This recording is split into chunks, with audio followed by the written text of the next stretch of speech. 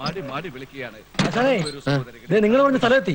മോഹങ്ങളുടെ സാക്ഷാത്കാരത്തിനും അഭിലാഷങ്ങളുടെ പൂർത്തീകരണത്തിനുമായി നിങ്ങളെ മാറ്റുമെന്ന് വാഗ്ദാനം ചെയ്തുകൊണ്ട് ഇതാ ഭാഗ്യദേവത വെബ്ബർ സമ്മാനങ്ങളുമായി നിങ്ങളുടെ പടിവാതിലിൽ മുട്ടി വിളിക്കുന്നു.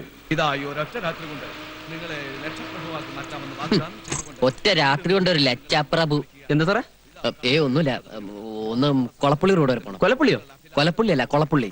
ആ, അവിടെ എവിടെയാ? ബ്രഹ്മചാരി നിവാസ്. എന്ത്? ബ്രഹ്മചാരി നിവാസ്.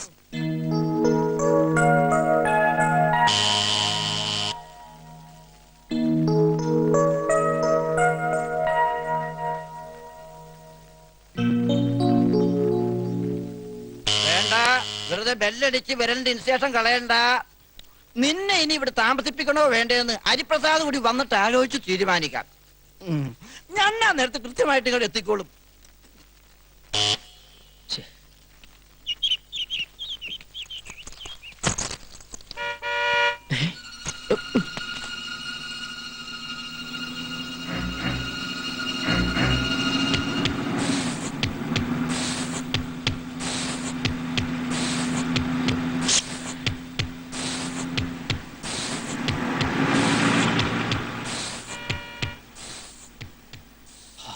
ഒരു പ്രേമദാസൻ, ബാക്കിയുള്ളവന്റെ കൂടി മാനം കളയാൻ നടക്കുന്ന അലവലാതി.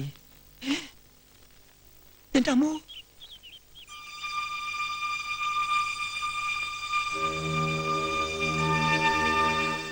ഈശ്വര, ഇവൻ ആര്?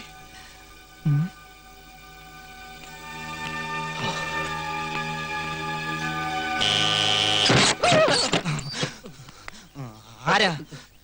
പ്രേമദാസ് അല്ലേ? അല്ല, ഞാൻ ബാഹുലയൻ. ഓ, ബാഹുലേനാ? എന്താ പേര് മാറ്റണോ?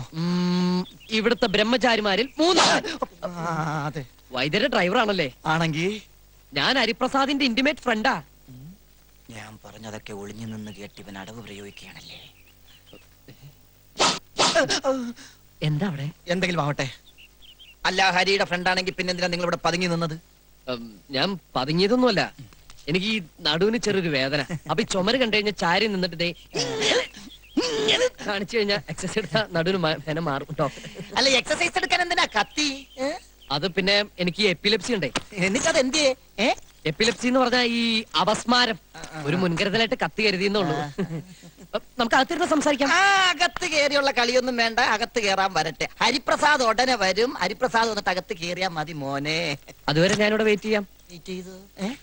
ഹലോ, ഇവിടെ എടോ, ഞാൻ ഊണ് കഴിച്ച് ചെന്നിട്ട് വേണം ഹരിപ്രസാദിന് വന്ന് ഊണ് കഴിക്കാൻ. ഞങ്ങൾ സ്വയം പാചകമാ. സ്വയം പാരേ? സ്വയം പാരയല്ല, സ്വയം പാചകം. നിങ്ങൾ ടൗണിലൊക്കെ ഒന്ന് ചുറ്റിക്കറങ്ങിട്ടൊക്കെ വാ. ടൗണിലൊക്കെ ഇങ്ങനെ ചുറ്റിക്കറങ്ങി നടക്കാനുള്ള ഒരു മാനസികാവസ്ഥയിലല്ല ഞാൻ. അതെന്താ? അത് എനിക്കിവിടെ ആരും പരിചയമില്ല. മാത്രമല്ല, ഞാൻ ഇന്നലെ ഒരുപോലെ കണ്ണടച്ചിട്ടില്ലേ. ഇതെന്താ കയ്യില്?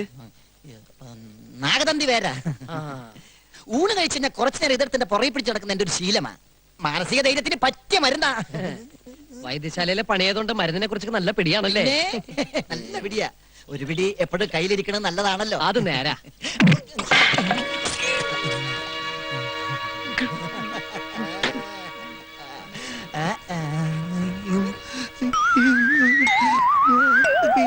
ഞാനല്ല അടിച്ചത്, നാഗതന്തി വേരാ. ഇവിടെ പതി. സോറി കേട്ടോ ഇന്റിമേറ്റ് ഫ്രണ്ടേ, ഇത് സിറ്റിയാണേ. അച്ഛേ, ഐഡന്റിറ്റി കാർഡില്ലാതെ സ്വന്തം അച്ഛൻ അമ്മനെ പോലും തിരിച്ചറിയാൻ പറ്റാത്ത കാലമാണ്. അങ്ങോട്ട് നീങ്ങിക്കടാ.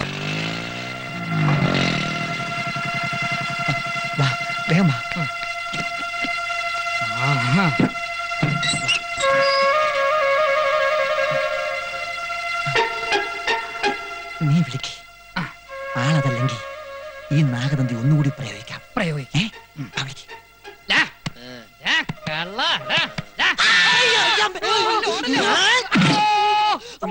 ഹരി, ഹരി, ഞാനാ ജയദേവൻ. നീയായിരുന്നു. നീ ആളെ പേടിപ്പിച്ചു കളഞ്ഞല്ലോ. ഈവൻ വന്ന് പറഞ്ഞപ്പോ എനിക്ക് ഒരൊത്തും പിടിയും കിട്ടിയില്ല. വരാന്തേലും വന്ന് പതുങ്ങിന്നോ, കാര്യം ചോദിച്ചപ്പോ കടാരെ നീട്ടിന്നൊക്കെ പറഞ്ഞപ്പോ. സോറി ഇന്റിമേറ്റ് ഫ്രണ്ട്, ഞാൻ ആളറിയാതെ. സാരമില്ല, സാരമില്ല. ഇത്രയും കൊണ്ട് അവസാനിച്ചു തന്നെ കാരണന്മാരുടെ ഗുരുത്തം കൊണ്ടാ. അതെ. നീ എന്താ ഒരു മുന്നറിയിപ്പില്ലാതെ? ഒക്കെ ഞാൻ പറയാം. ഇത്തിരി വെള്ളം തരൂ ഓ. നീ വല്ലാതെ വിറക്കുന്നുണ്ടല്ലോ. ഉം. ഇന്നലെ രാത്രി മുതലുള്ള ഓട്ടോ ജലപാനം ചെയ്തിട്ടില്ല. നീ ഒരു പണിയേ, ഇവിടെ എന്റെ ചോറിരിപ്പുണ്ട്, അത് കഴിച്ച് റെസ്റ്റ് എടുക്ക്. ആ. നമുക്ക് വൈകുന്നേരം കാണാം. ഉം. വൈദ്യുതി എപ്പോഴാ ബ്രാഞ്ചിൽ വരുന്നതെന്ന് അറിയില്ല. വരുമ്പോ കണ്ടില്ലേ പ്രശ്നമാ. ഞാൻ ചോറെടുത്ത് നോക്കട്ടെ. ഉം.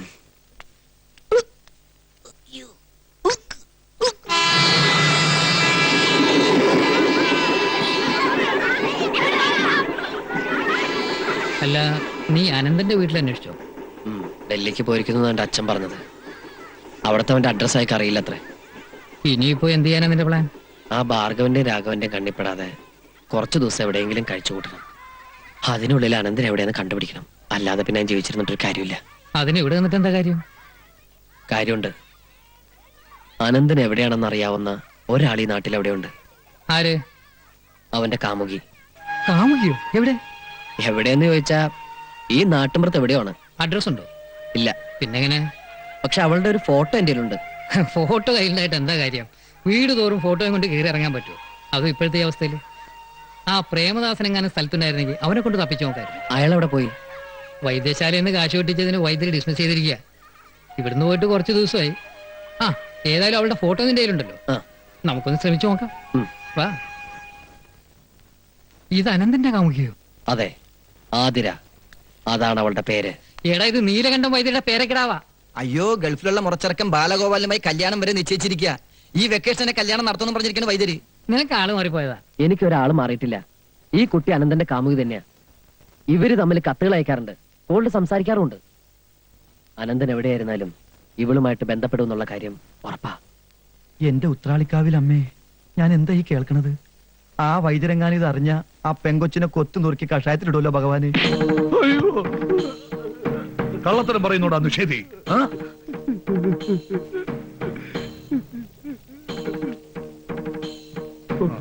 ഇവിടെ മാമ്പള്ളി എവിടെയെന്ന്?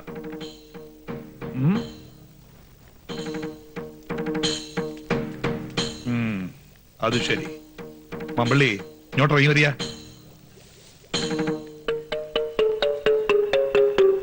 ഇങ്ങോട്ട് ഇറങ്ങി വരാൻ.